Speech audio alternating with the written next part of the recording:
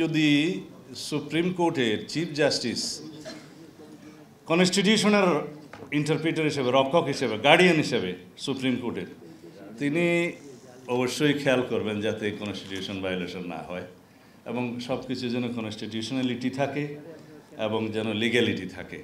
আমরা এটাও এনশিওর করতে চাই। তবে আমাদের কমিটমেন্ট, আমাদের বিএনপির পক্ষ থেকে 31 দফা প্রণয়নের সময়, যেটা লেখার সময় আমিও এটা একজন প্রধান ভূমিকায় ছিলাম, আমার মনে আছে, আমরা আর্টিকেল 116 অনুসারে অধস্তন আদালতের নিয়ন্ত্রণ ক্ষমতা চিফ জাস্টিসের হাতে রাখার জন্য আমরা প্রতিশ্রুতিবদ্ধ।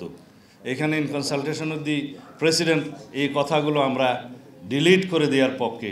তবে সেটার যথেষ্ট প্রক্রিয়াটা আমার মনে হয় জুডিশিয়ারির মাধ্যমে শুধু এককভাবে হলে হবে না, এটা পার্লামেন্টেও রেটিফিকেশন লাগবে এবং অ্যামেন্ডমেন্টের জন্য পরবর্তী পার্লামেন্টেও সেটা বিবেচনা করতে হবে।